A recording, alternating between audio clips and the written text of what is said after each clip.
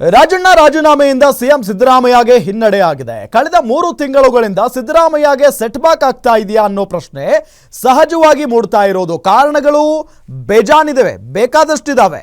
CM ಮಾಡ್ತಾ ಇರುವಂತ ತಂತ್ರಗಳು ಫಲಿಸ್ತಾ ಇಲ್ವಾ? ಹಾಗಾದ್ರೆ ರಾಜಣ್ಣ ರಾಜೀನಾಮೆಯಿಂದ ಸಿಎಂ ಸಿದ್ದರಾಮಯ್ಯಗೆ ಹಿನ್ನಡೆ ಆಗಿದೆ. ಕಳೆದ 3 ತಿಂಗಳುಗಳಿಂದ ಅಷ್ಟೇ ಸಿದ್ದರಾಮಯ್ಯನವರಿಗೆ ಬಹಳ ಸೆಟ್ ಬ್ಯಾಕ್ ಆಗ್ತಾ ಇದೆಯಾ ಅನ್ನೋ ಪ್ರಶ್ನೆ ಇದೆ. ಸಿಎಂ ಮಾಡ್ತಾ ಇರುವಂತ ತಂತ್ರಗಳು ಫಲಿಸ್ತಾ ಇಲ್ವಾ? ಸಿದ್ದು ವಿರುದ್ಧದ ಬಣದ ಕೈ ಬಾರಿ ಮೇಲುಗೈ ಆಗ್ತಾ ಇದೆಯಾ? ಕಳೆದ 3 ತಿಂಗಳುಗಳಿಂದ ಸಿದ್ದು ಟೀಮ್ನಲ್ಲಿ ಇಬ್ಬರಿಗೆ ಗೇಟ್ ಪಾಸ್ ಆಗಿದೆ. ಚಿನ್ನಸ್ವಾಮಿ ಸ್ಟೇಡಿಯಂ ದುರಂತಕ್ಕೆ ಗೋವಿಂದರಾಜು ಗೇಟ್ ಪಾಸ್ ಆಯಿತು. ಸಂಸದೀಯ ಕಾರ್ಯದರ್ಶಿ ಸ್ಥಾನದಿಂದ ಗೋವಿಂದರಾಜುಗೆ ಗೇಟ್ ಪಾಸ್ ನೀಡಲಾಯಿತು. ಹೈಕಮಾಂಡ್ ವಿರುದ್ಧ ಮಾತನಾಡಿದ್ದಕ್ಕೆ ಈಗ ರಾಜಣ್ಣ ಅವರು ತಲೆದಂಡ ಆಯಿತು. ಸಿದ್ದರಾಮಯ್ಯ ಆಪ್ತ ಬಣದಲ್ಲಿ ಗುರುತಿಸಿಕೊಂಡಿದ್ದಂತ ಇಬ್ರು.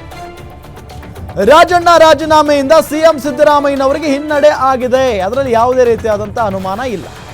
ಕಳೆದ 3 ತಿಂಗಳುಗಳಿಂದ ಸಿಎಂ ಸಿದ್ದರಾಮಯ್ಯನವರಿಗೆ ಸೆಟ್ ಬ್ಯಾಕ್ ಆಗ್ತಾ ಇದೆ. ಗೋವಿಂದರಾಜು ನಿಮಗೆಲ್ಲ ಗೊತ್ತೇ ಇದೆ. ಚಿನ್ನಸ್ವಾಮಿ ಸ್ಟೇಡಿಯಂ ಮುಂಭಾಗ ಕಾಲ್ ತುಳಿತ ಆಯಿತು. ಕಾಲ್ ತುಳಿತ ಪ್ರಕರಣಕ್ಕೆ ಸಂಬಂಧಪಟ್ಟಂತೆ ಅವರನ್ನ ವಜಾ ಮಾಡಲಾಯಿತು. ಇದೇ ವಿಚಾರಕ್ಕೆ ಸಂಬಂಧಪಟ್ಟಂತೆ ಡೀಟೇಲ್ಸ್ ಕೊಡ್ತಾರೆ ನಮ್ಮ political bureau head Maruti Pavagada ಸಂಪರ್ಕದಲ್ಲಿದ್ದಾರೆ. ಮಾರುತಿ ಪಾವಗಡ, ಎಲ್ಲೊಂದ್ ಕಡೆ ಇದು ದೊಡ್ಡ ಸೆಟ್ ಬ್ಯಾಕ್ ಅಂತ ಹೇಳ್ಬಹುದಾ ಮುಖ್ಯಮಂತ್ರಿ ಸಿದ್ದರಾಮಯ್ಯನವರಿಗೆ? ರಾಮ್, ಮೊದಲಿಂದಲೂ ಕೂಡ ರಾಜ್ಯ ಕಾಂಗ್ರೆಸ್ ಅಲ್ಲಿ 2 ಬಣ ಇರುವಂತದ್ದು, 2 ಬಣ ಬಹಿರಂಗವಾಗಿ ಆ ರೀತಿಯಾಗಿ ನಾವು ಬಣ ಪಾಲಿಟಿಕ್ಸ್ ಮಾಡ್ತಿದ್ವಿ ಅಂತ ಹೇಳದೇ ಇದ್ರು ಕೂಡ, ಆದ್ರೆ ರಾಜ್ಯ ಕಾಂಗ್ರೆಸ್ ಅಲ್ಲಿ ಆಗಿಂದಾಗೆ ಇದು ಚರ್ಚೆ ಆಗ್ತಲೇ ಇದೆ. ಒಂದು ಕಡೆ ಮುಖ್ಯಮಂತ್ರಿ ಸಿದ್ದರಾಮಯ್ಯ ಅವರ ಬಣ, ಮತ್ತೊಂದು ಕಡೆ ಡಿಸಿಎಂ ಡಿ.ಕೆ. ಶಿವಕುಮಾರ್ ಅವರ ಬಣ ಅನ್ನುವಂತಹ ರೀತಿಯಲ್ಲಿ ಕಳೆದ 3 ತಿಂಗಳಿಂದ ನೋಡ್ತಾ ಇದ್ರೆ ಸಂಪುಟ ಸೆಪ್ಟೆಂಬರ್ ಅಕ್ಟೋಬರ್ ಅಲ್ಲಿ ಮಹಾಕ್ರಾಂತಿ ಆಗುತ್ತೆ ಅನ್ನುವಂತ ಒಂದು ಹೇಳಿಕೆಯನ್ನ ಹಿಂದೆ ರಾಜಣ್ಣ ಅವರು ಕೊಟ್ಟಿದ್ರು. ಇದು ಬಹಳಷ್ಟು ಚರ್ಚೆಗೂ ಕೂಡ ಕಾರಣವಾಗಿತ್ತು. ಜೊತೆಗೆ ಇದಕ್ಕೆ ಕಾಂಗ್ರೆಸ್ ಹೈಕಮಾಂಡ್ ಮಧ್ಯಪ್ರವೇಶ ಮಾಡಿ ಇದಕ್ಕೆ ತೆರೆ ಇಡುವಂತಹ ಒಂದು ಕೆಲಸವನ್ನು ಮಾಡಿತ್ತು. ಅದ ಬಳಿಕ ಸಿದ್ದರಾಮಯ್ಯ ಅವರು ಮತ್ತಷ್ಟು ಸ್ಟ್ರಾಂಗ್ ಆಗ್ತಾ ಇದಾರೆ ಅನ್ನುವಂತಹ ರೀತಿಯಲ್ಲಿ ಚರ್ಚೆಗಳು ಕೂಡ ಆರಂಭ ಆಗಿದ್ವು. ಆದ್ರೆ ಕಳೆದ 3 ತಿಂಗಳ ಒಂದು ರಿಪೋರ್ಟ್ ಅನ್ನು ನೋಡಿದ್ದೆ ಆದ್ರೆ ಹಲವು ವಿಚಾರಗಳಲ್ಲಿ ಸಿದ್ದರಾಮಯ್ಯ ಅವ್ರಿಗೆ ಹಿನ್ನಡೆ ಆಗ್ತಾ ಇದೆಯಾ ಅನ್ನುವಂತ ಒಂದು ಪ್ರಶ್ನೆಗಳು ಈ ಕ್ಷಣದಲ್ಲಿ ಉಟ್ಕೊಳ್ತಾ ಇರುವಂತದ್ದು. ಚಿನ್ನಸ್ವಾಮಿ ಕ್ರೀಡಾಂಗಣದ ದುರಂತಕ್ಕೆ ಸಂಬಂಧಪಟ್ಟಂತೆ ಕಾಂಗ್ರೆಸ್ ಹೈಕಮಾಂಡ್ ಅವತ್ತು ಅಸಮಾಧಾನವನ್ನು ವ್ಯಕ್ತಪಡಿಸಿತ್ತು.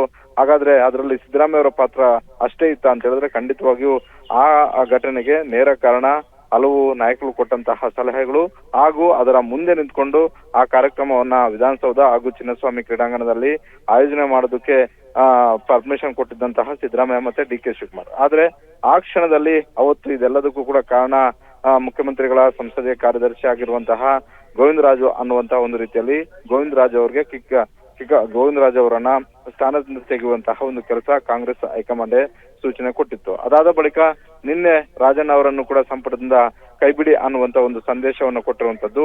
ಒಟ್ಟಾರೆ ಕಳೆದ 2-3 ತಿಂಗಳಿಂದ ನೋಡಿದ್ದಾದ್ರೆ ಸಿದ್ದರಾಮಯ್ಯ ಅವರು ಹಲವು ವಿಚಾರಗಳಲ್ಲಿ ಗೆದ್ದಿರಬಹುದು, ಆದ್ರೆ ಇತ್ತೀಚೆಗೆ ಹಲವು ವಿಚಾರಗಳಲ್ಲಿ ಅವರ ಕೈ ಹಿನ್ನಡೆ ಆಗಿದೆ, ಬೇರೆ ಒಂದು ಬಣದ ಕೈ ಮುನ್ನಡೆ ಆಗಿದೆ ಅನ್ನುವಂತ ಒಂದು ಚರ್ಚೆಗಳು ಕೂಡ ಈಗ ರಾಜ್ಯ ಕಾಂಗ್ರೆಸ್ ಅಲ್ಲಿ ಶುರುವಾಗಿದ್ದಾವೆ. ರಾಜ್ಯ ರಾಜಕಾರಣದಲ್ಲೂ ಕೂಡ ಅದೇ ಚರ್ಚೆ ಆಗ್ತಾ ಇದೆ. ರಾಮ್, ಮಾರುತಿ ಪಾವಗಡ, ನಿನ್ನೆ ರಾಜಣ್ಣ ಅವರ ತಲೆದಂಡ ಆದ ನಂತರ ಬಿಜೆಪಿ ನಾಯಕರು ಮಾತಾಡೋದನ್ನ ಕೇಳಿಸ್ಕೊಂಡ್ವಿ.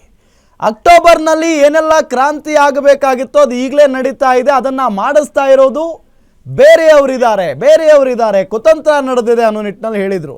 ಅದರ ನಂತರ ರಾಜಣ್ಣ ಅವರು ಕೂಡ ಮಾತನಾಡ್ತಾ ಇರುವಂತಹ ಸಂದರ್ಭದಲ್ಲಿ ನನ್ನ ವಿರುದ್ಧ ಷಡ್ಯಂತ್ರ ಮಾಡಿದ್ದಾರೆ, ಯಾರ್ಯಾರಿಗೆ ಏನೇನು ಮಾತಾಡಿದ್ದಾರೆ ಎಲ್ಲ ಗೊತ್ತಿದೆ ಅನ್ನೋ ನಿಟ್ಟಿನಲ್ಲಿ ಹೇಳಿಕೆಯನ್ನ ಕೊಟ್ಟಿದ್ರು. ಇದನ್ನೆಲ್ಲ ನೋಡ್ತಾ ಇದ್ರೆ ಸಿದ್ದರಾಮಯ್ಯನವರ ವಿರೋಧಿ ಬಣದ ಕೈವಾಡ ಇದರಲ್ಲಿ ಇದೆಯಾ ಅನ್ನೋ ಪ್ರಶ್ನೆ ಮೂಡ್ತಾ ಇಲ್ವಾ ಅಂತ?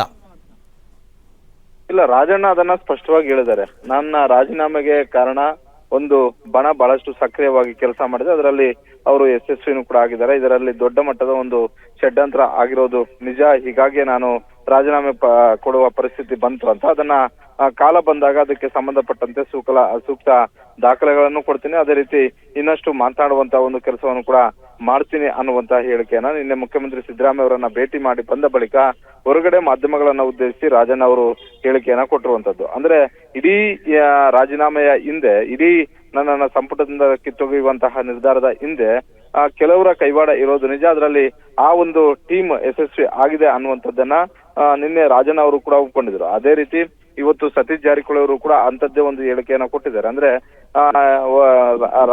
ಬೇರೆ ಪಕ್ಷಗಳಿಂದ ಸಮಸ್ಯೆ ಆಗಿಲ್ಲ. ನಮ್ಮಲ್ಲೇ ಇರುವಂತವ್ರು ಮಾಡಿದಂತಹ ಕೆಲವೊಂದಷ್ಟು ರಾಜಕೀಯ ಲೆಕ್ಕಾಚಾರಗಳಿಂದಾಗಿ ರಾಜಣ್ಣ ಅವರು ರಾಜೀನಾಮೆ ಕೊಡೋದಕ್ಕೂ ಕೂಡ ಕಾರಣವಾಯಿತು ಅನ್ನುವಂಥದ್ದನ್ನ ಹಿರಿಯ ಸಚಿವರಾದಂತಹ ಸತೀಶ್ ಜಾರಕಿಹೊಳಿ ಅವರು ಕೂಡ ಹೇಳಿದ್ದಾರೆ. ಹೀಗಾಗಿ ಒಟ್ಟಾರೆ ರಾಜಣ್ಣ ಅವರ ರಾಜೀನಾಮೆಯ ಹಿಂದೆ ಯಾವುದೇ ವಿರೋಧ ಪಕ್ಷಗಳ ಕೈವಾಡ ಇಲ್ಲ. ಅದೇ ರೀತಿ ಅವರ ಹೇಳಿಕೆಗಳು, ಆ ಹೇಳಿಕೆಗಳನ್ನ ಯಾವ ರೀತಿಯಾಗಿ ಬಳಸ್ಕೊಂಡ್ರೆ ನಮಗೆ ಲಾಭ ಆಗುತ್ತೆ ಅನ್ನುವಂತ ಒಂದು ಲೆಕ್ಕಾಚಾರವನ್ನ ಹಾಕೊಂಡಿದ್ರು ಮತ್ತೊಂದು ಟೀಮ್. ಆ ಟೀಮ್ ಮುನ್ನಡೆ ಸಾಧಿಸಿದೆ. ಈ ರೀತಿಯಾದಂತಹ ಒಂದು ಚರ್ಚೆಗಳು ಈಗ ಆರಂಭ ಆಗಿರುವಂತದ್ದು. ರಾಮ್, ಮಾರುತಿ ಪೌಗಡ, ನಿನ್ನೆ ಕೊನೆಯದಾಗಿ ನಾವು ರಾಜಣ್ಣ ಅವರನ್ನ ನೋಡಿದ್ದು ಐ ಥಿಂಕ್ CM ಸಿದ್ದರಾಮಯ್ಯನವರ ನಿವಾಸದಲ್ಲಿ ಏನು ಸಭೆ ಆಯ್ತಲ್ಲ ಆ ಸಭೆಯಲ್ಲಿ ಅಂತ ಅನಿಸುತ್ತೆ, ಚರ್ಚೆ ಆಯ್ತಲ್ಲ. ಅದಾದ ನಂತರ ಎಲ್ಲಿ ಹೋಗಿದ್ದಾರೆ ರಾಜಣ್ಣ? ಇದುವರೆಗೂ ಕೂಡ ಎಲ್ಲೂ ಕಾಣಿಸ್ಕೊಳ್ತಾ ಇಲ್ಲ ಅನ್ನೋ ಮಾಹಿತಿ ಇದೆ, ಸದನಕ್ಕೂ ಕೂಡ ಬಂದಿಲ್ಲ ಅನ್ನೋ ಮಾಹಿತಿ ಇದೆ. ರಾಮ್, ಇವತ್ತು ಕಲಾಪ 2ನೇ ದಿನ ಆರಂಭ ಆಗಿದೆ.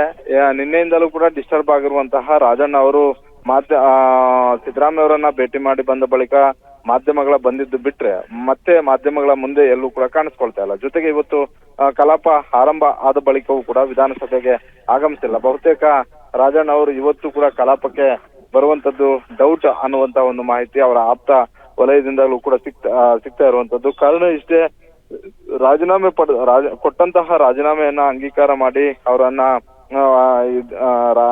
ಕ್ಯಾಬಿನೆಟ್ ಇಂದ ತೆಗೆದಿದ್ರೆ ಸಮಸ್ಯೆ ಇರ್ತಿರ್ಲಿಲ್ಲ. ಆದ್ರೆ ಇವ್ರು ಕೊಟ್ಟಂತಹ ರಾಜೀನಾಮೆಗೆ ಯಾವುದೇ ಕಿಮ್ಮತ್ತು ಕೊಡದೆ ಅವರನ್ನ ಕ್ಯಾಬಿನೆಟ್ ಇಂದ ವಜಾ ಮಾಡಿ ಅನ್ನುವಂತ ಒಂದು ಸಂದೇಶ ಕಾಂಗ್ರೆಸ್ ಹೈಕಮಾಂಡ್ ಕೊಟ್ಟಿದ್ರಿಂದ ಸಹಜವಾಗಿ ರಾಜಣ್ಣ ಅವ್ರಿಗೆ ಇದು ಬಹಳಷ್ಟು ದುಃಖಕ್ಕೂ ಕೂಡ ಕಾರಣ ಆಗಿರುವಂತದ್ದು. ಜೊತೆಗೆ ಇದನ್ನ ರಾಜಣ್ಣ ಅವರ ಪುತ್ರ ರಾಜೇಂದ್ರ ಅವರೇ ನಿನ್ನೆ ಸ್ಪಷ್ಟಪಡಿಸಿದ್ರು. ಸಂಪುಟದಿಂದ ಕಿತ್ತೊಗೆಯುವಂತಹ ಅವಶ್ಯಕತೆ ಏನಿತ್ತು, ರಾಜೀನಾಮೆ ಕೊಡಿ ಅಂತ ಹೇಳಿದ್ರೆ ಅವರೇ ರಾಜೀನಾಮೆ ಕೊಡ್ತಿದ್ರು. ಜೊತೆಗೆ ಅವರು PS ವೆಂಕಟೇಶ್ ಅವರ ಕೈಗೆ ರಾಜೀನಾಮೆ ಪತ್ರವನ್ನು ಕೂಡ ಕೊಟ್ಟಿದ್ರು. ಅದನ್ನೇ ತೆಗೆದುಕೊಂಡು ಅಂಗೀಕಾರ ಮಾಡಿದ್ರು ಕೂಡ ಯಾರು ಆಕ್ಷೇಪ ವ್ಯಕ್ತಪಡಿಸ್ತಿರ್ಲಿಲ್ಲ. ಯಾವ ಕಾರಣಕ್ಕೆ ಕಾಂಗ್ರೆಸ್ ಹೈಕಮಾಂಡ್ ಈ ನಿರ್ಧಾರಕ್ಕೆ ಬಂತೋ ಗೊತ್ತಿಲ್ಲ, ಯಾವ ಶಕ್ತಿಗಳು ಇದರ ಹಿಂದೆ ಇದಾವೋ ಗೊತ್ತಿಲ್ಲ ಅನ್ನುವಂತಹ ಮಾತುಗಳನ್ನು ಕೂಡ ನಿನ್ನೆ ರಾಜೇಂದ್ರ ಅವರು ಹೇಳಿದ್ರು.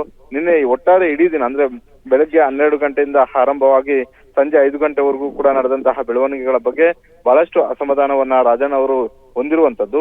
ಈ ಹಿನ್ನೆಲೆಯಲ್ಲಿ ಇವತ್ತು ಅಧಿವೇಶನಕ್ಕೂ ಕೂಡ ಗೈರಾಜರಾಗುವಂತಹ ಎಲ್ಲಾ ಸಾಧ್ಯತೆಗಳು ಕೂಡ ಹೆಚ್ಚಾಗಿ ಕಾಣ್ತಾ ಇದಾವೆ. ಈ ಕ್ಷಣಕ್ಕೂ ಕೂಡ ಅವರು ವಿಧಾನಸೌಧ ಕಡೆ ಬಂದಿಲ್ಲ. ರಾಮ್.